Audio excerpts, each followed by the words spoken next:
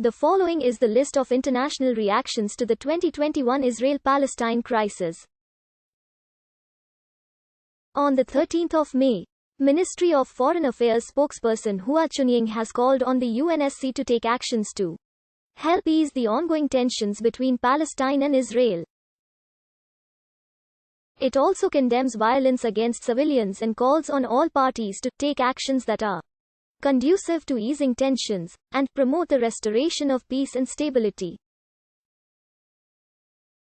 On the 11th of May, the Minister of Foreign Affairs, Sameh Shoukry, told an emergency meeting of the Arab League that Egypt had reached out to Israel with an offer to mediate, but had not received the necessary response. On the 9th of May, The Guardian reported that Iranian officials had called on the United Nations to condemn the actions of the Israeli police, describing them as a war crime. On the 11th of May, the Minister of Foreign Affairs, Muhammad Jawad Zarif, said that the raid on Al-Aqsa was the largest evidence of the racist, criminal nature of the usurping entity that was always the primary cause of insecurity and instability in this region. On the 11th of May, leader of the opposition Mary Lou MacDonald said the attacks on Palestine were wholesale flouting of international law by Israeli state.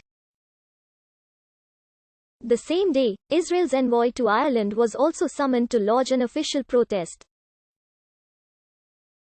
On the 13th of May, Tunisia's Leo Varadkar described Israel's attacks against Gaza as indefensible and unacceptable, going on to say that annexation, expulsion, plantation and the killing of civilians deliberately are in terms of collateral damage, is not the behavior of a democratic state in the 21st century, and it is simply unacceptable that such a state or any state should behave in this way.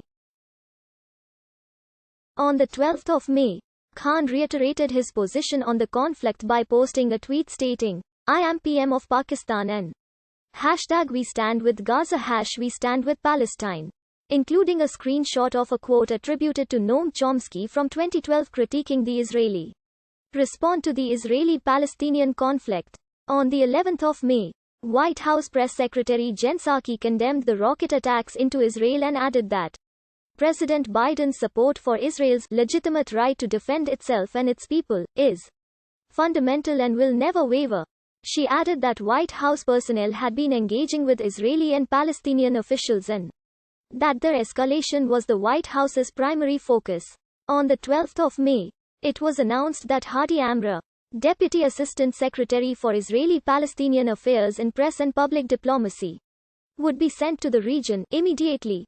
On May 12, American Airlines, United Airlines, and Delta Airlines suspended their flights to Israel.